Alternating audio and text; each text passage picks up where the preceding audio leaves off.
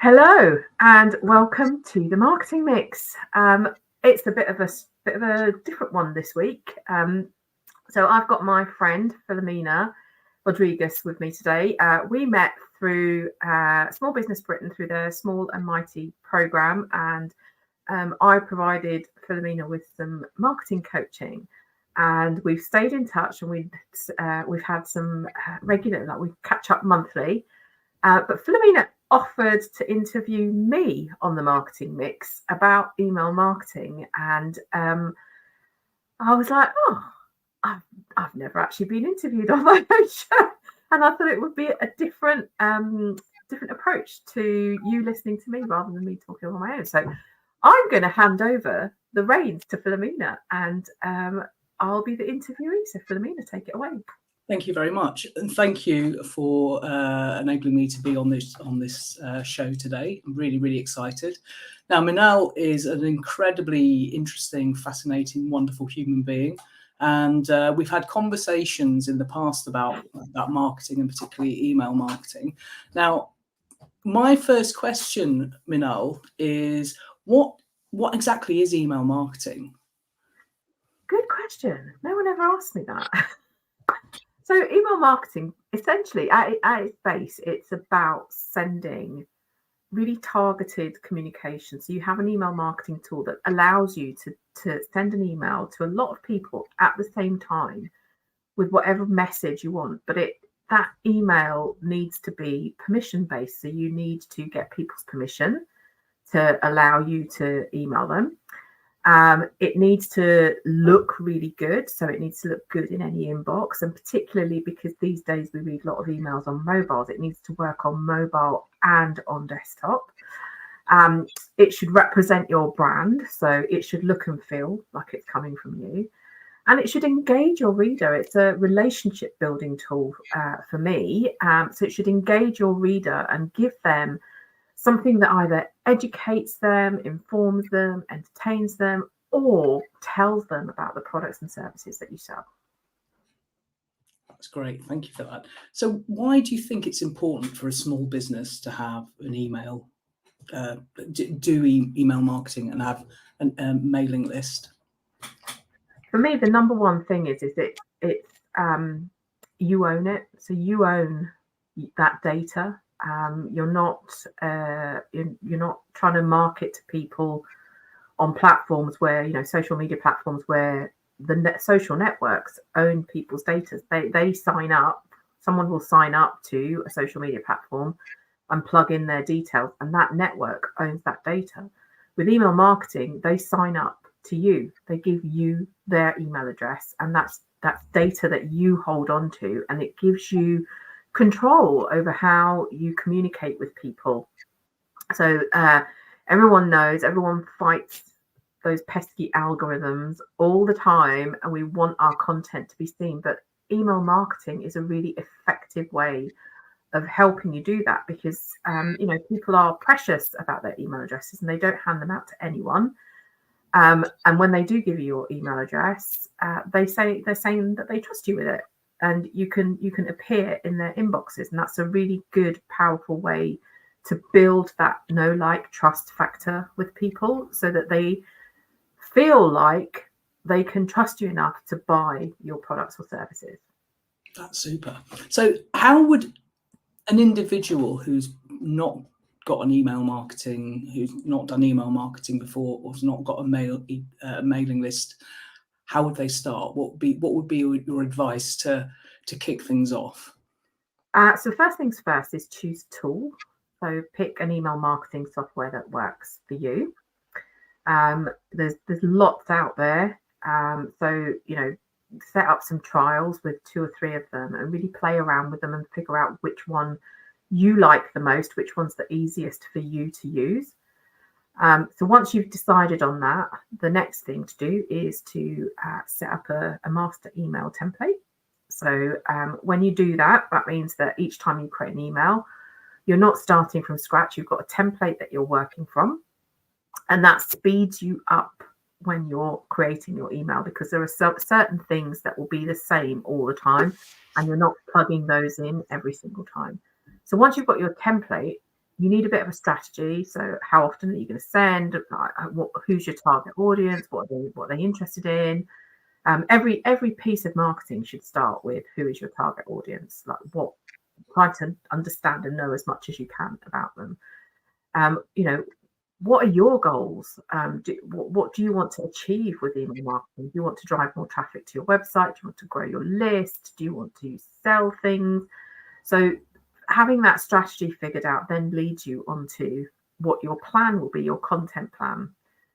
And quite a lot of businesses don't start with a strategy, so they can't create a plan, which means that when they sit down to write their email, they don't know what they're going to write about. And quite a lot of the challenge of getting your email out is knowing the content, knowing what you want to write about, and knowing it ahead of time, so you're not thinking when you should be doing.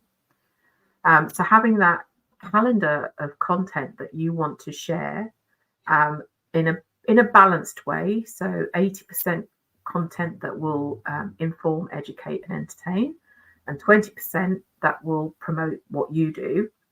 Once you've got that calendar, you're ready to send. And people say to me, well, how can I send an email if I don't have a list? And I say, well, when I started my newsletter, I had precisely 2 people on my list, me and my husband. And that was it. And he's never going to buy anything from me.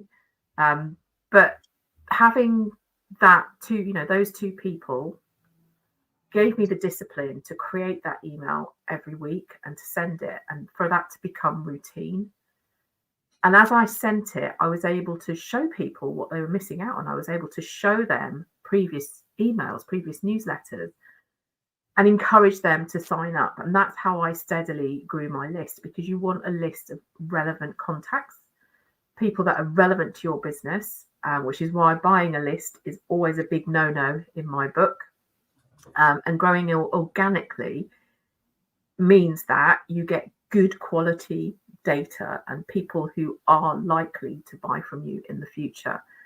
So I'd take those steps really. And when you're starting, keep it simple. It doesn't have to be any more complex than that. So it sounds like planning is really important, and having this, as you say, having a strategy. But what about content? What kind of content do you need to be including in your emails? So again, it comes back to what your goals are. So what is it that you're trying to achieve? Some of the content might be that you want to educate your readers on what you do, or topics that are of interest to them. So sometimes I will, I haven't written one for ages, but sometimes I will write a blog post on perhaps somebody's art. Like I've been asked a certain question a few times. I think, oh, I should really write a blog post about that. And if a few people have asked me, then I can assume that there are lots of people who will want to know the answer to that question. So I'll write that piece of content and I'll share it in my newsletter. I'll share it with my list and say, hey, this is a new thing that I've written. I've been asked about this a few times. So I wrote this blog post and it's got everything laid out into it. So things like that, things that maybe you're hosting events. So I host webinars. So I will tell my list about those webinars in advance and ask them to sign up. Maybe there's industry news that will be of particular interest to your readers. It really depends on what you're trying to achieve. For me, it was always about helping, and it is still about helping small business owners figure out marketing. So whilst I need to sell my products and services, that's not the overriding factor for me. If somebody receives an email from me and it helps them do a thing that they've struggled with for a while, it's a big tick for me. So that really working out what your goals are will help dictate the content that you have. And obviously, if you sell products, if you sell to consumers, maybe there are certain times of the year where you might want to hold a sale or have offers, or Christmas is a big thing that's coming up, so you might have some content around your products then. But other times it could even be an insight into your world. It could be this is what's happening with me. This is how I came up with the idea for this product or this service. So anything, but it needs to start with what are your goals. Fantastic. Now, we know that a lot of small businesses are often time strapped. And I'm curious about the kind of relationship between social media and having to spend time on creating content for social media. And one may argue that having an email list and actually creating a newsletter is kind of additional. What would you say is the value in addition to having social media, to having a newsletter? So first off, the content that you create for social media can easily be shared in your email. So like create once, share it lots. So just because you've created something for social media doesn't mean that you can it doesn't mean you can't package it up in a different way and share it with your list. And you have to remember that realistically, if you take Facebook, about 2% of your followers see your posts. So, if you've got 1,000 people following your page, only 2% of them are really seeing your posts regularly. So don't be afraid to share things that you've shared in other places. So that's number one. Number two, the value is that you're having these, I feel like with social media, it is a two-way conversation, but it's almost a broadcast because people are scrolling on their phones. Whereas an inbox is a personal thing. And I always feel like, based on my own use of email and social media, I feel that, and my husband, I watch him too, but I feel as if you scroll in your social networks as a thing to do. Maybe you've got some time, or you want to burn some time, or maybe it's between in the ads in the programs, or you're kind of just going there to use up time. Whereas I feel that people go into inboxes with intention. They're going to check the messages that they have. So to me, that's two different reasons why people are using those things. And as I said, with email marketing, you're more in control. If you have a good quality list that is permission based, and you send them the content that they expect, that you've told them upfront that you're going to send them, you have a 90+% deliverability rate. So like 2% versus 90%, to me, that's a bit of a no-brainer. But I'm not saying don't do one in isolation of the other. So they really work in conjunction. Absolutely. But what you're saying, one is much more passive, whereas one having emails in your inbox means that people are more likely to pick up on those messages. So I'll just say we had Cyber Monday yesterday and Black Friday last week. If you think about your own inbox, how many emails did you have for those two? I know mine was it's inundated. And if email marketing wasn't relevant and it didn't work, why would big businesses, spend a lot of time and effort sending out emails? And if it works for them, it can work for small businesses too. And in fact, I feel like it worked better because of that one-to-one connection. When people sign up to my email list, they've experienced me in some shape, way, or form, and they're almost buying into me. And that's not possible with bigger brands because they're this big corporate thing that essentially is a logo. Like you don't know any of the people behind it, any of the the big wigs behind it, and they don't know you. So there's a little bit more of a personal touch there. Yeah, I really feel that, and I feel it levels the playing field because email marketing software is really cost effective. So anyone, and there's quite a few tools that are free, so anyone can start either free or really low cost. So with social media, people will tell you that organic reach is really not what it used to be a decade ago. And the reason for that is because the social networks want to sell ad space. And we don't, I don't know about other small businesses, but I don't have, £1,000 budget every month to be able to run ads on social media.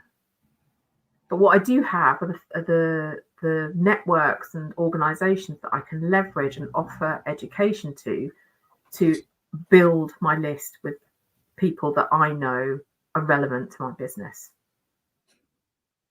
That's fantastic. So if you have your list of contacts, you've got your content, how does someone build the confidence to send their first email newsletter?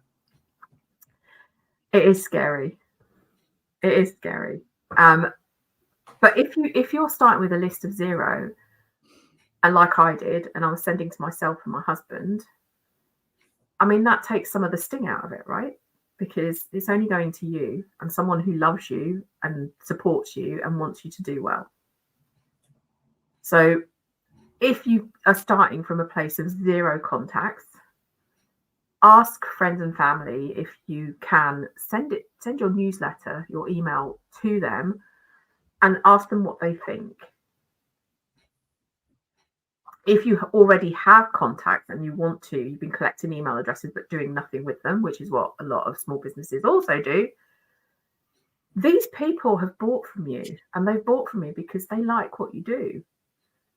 And sending them an email that isn't perfect is not going to kill that. People are forgiving, and they know if they've bought from you, that's because they support small businesses, and they know that it's you who's doing everything. So, having that confidence really is just, it is about creating one email and sending it and watching the reaction. And I know for lots of people that I've worked with, it's incredible, that first email. I know one of the people who's been through my online course, he's a videographer. And I had joined his email list, and he sent out his first newsletter, and I was so pleased he did it, and it looked great. And I emailed him back. I said, "This is brilliant, well done. It looks great and it reads really well." And he's like, "I was the most nervous about you reading it." So, but I've had some really nice comments from other people who said that they really enjoyed it. So, people are here, they're rooting for you, they want to support you. So just don't feel like this is a thing that is going to be detrimental to your business. That's great. How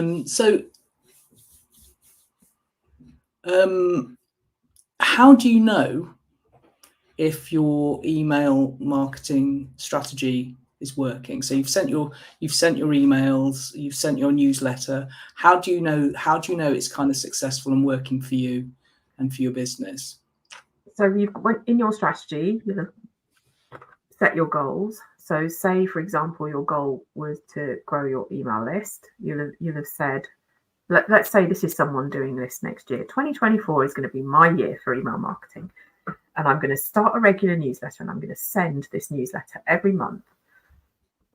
And my goal, I've got 10 people on my email list, and my goal is to reach 200 people by the end of 2024.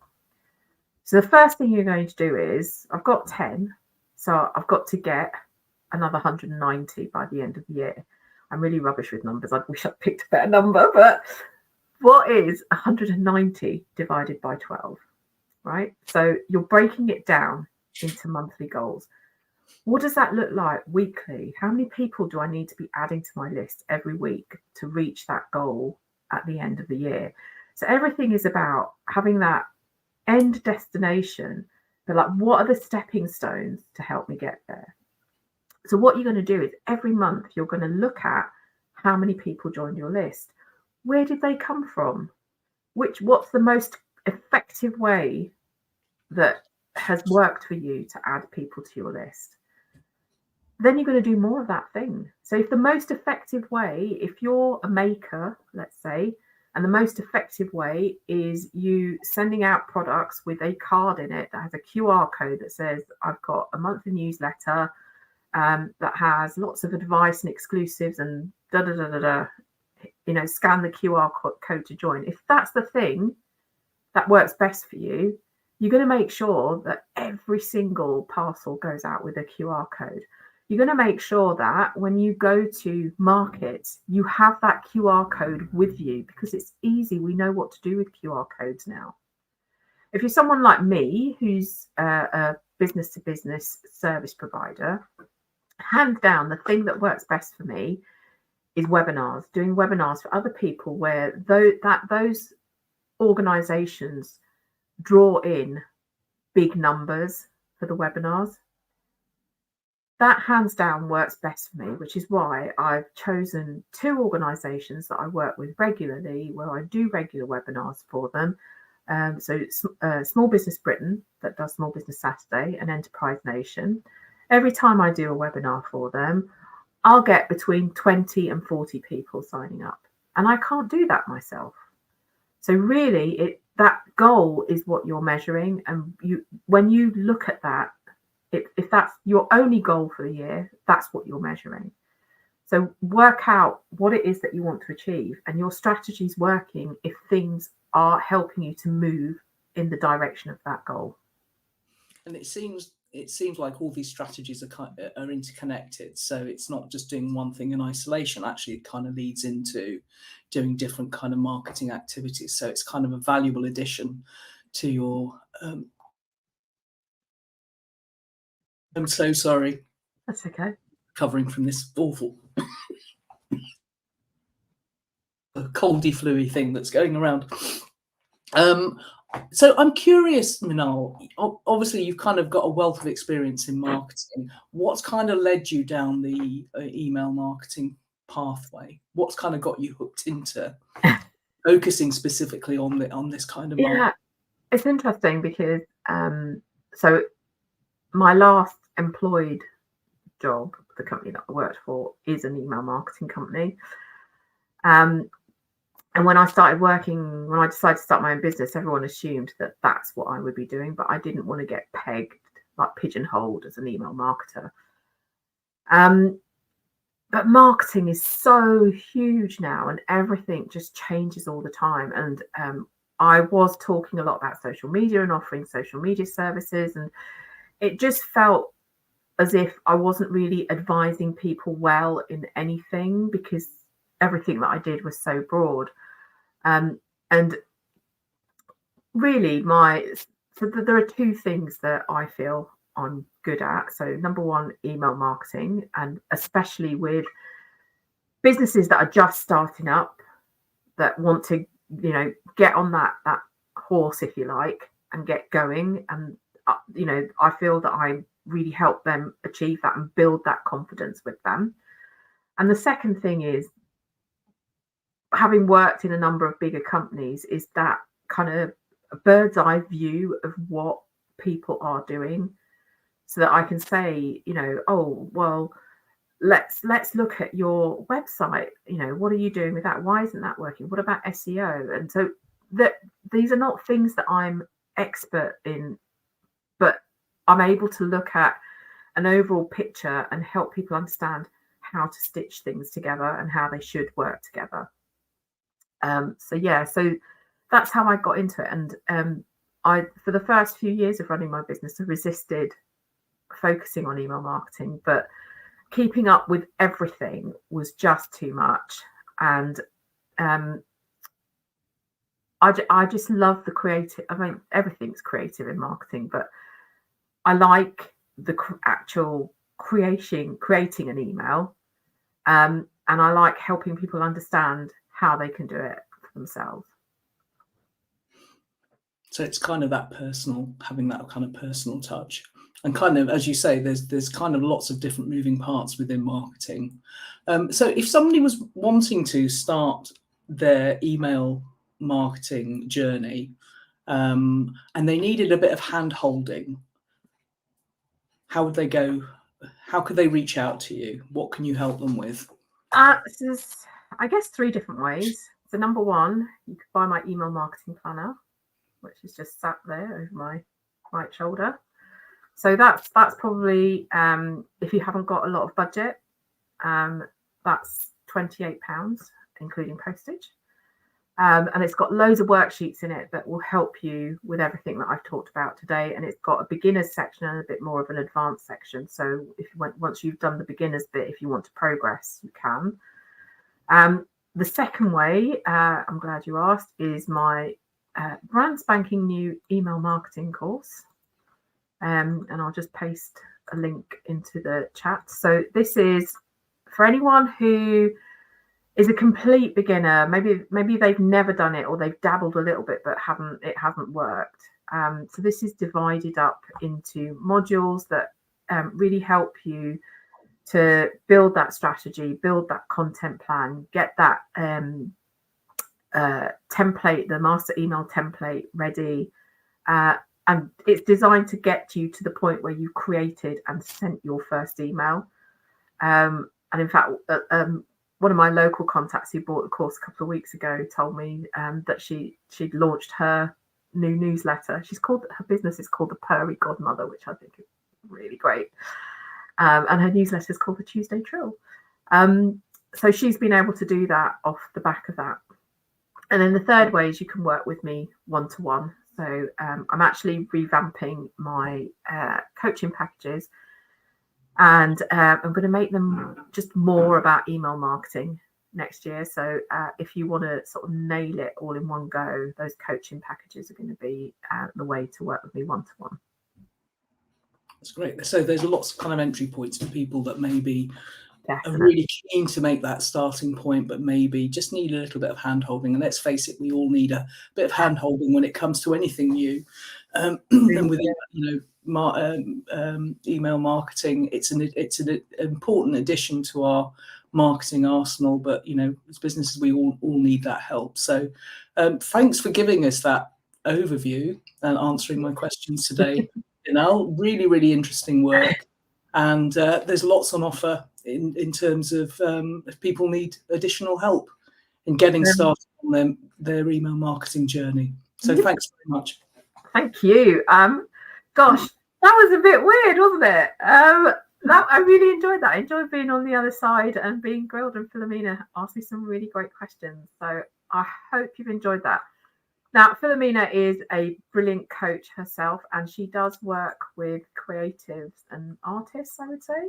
Artists, yes. So if you would like to connect with her, please do head over to her LinkedIn profile. I've just popped that into the comments, and give her a follow or connect with her. And she's great to talk to. So check out her coaching as well. This is the last marketing mix of this year. So I will end on this one being interviewed by someone else. I'll be back next year. If you have any ideas for experts that you want to hear from, drop me an email or find me on social media and let me know. And in fact, I've got my survey out at the moment. So if you've got a link to that, I don't have that link. Tell me in that the marketing experts that you want to learn from. But I will be back in January, I think, with another session. And I think I've got Luann Wise for my first session. And she's going to be talking all about how the changes in social media and how things flip so quickly and how you can manage that. And she's really good. I've listened to her speak at Social Day a couple of weeks ago, and she's a really great speaker. So watch out for more details on that. But it leaves me to say, is it too early to say Merry Christmas? Have a great Christmas. Have a lovely New Year. And I will see you in the New Year. Bye.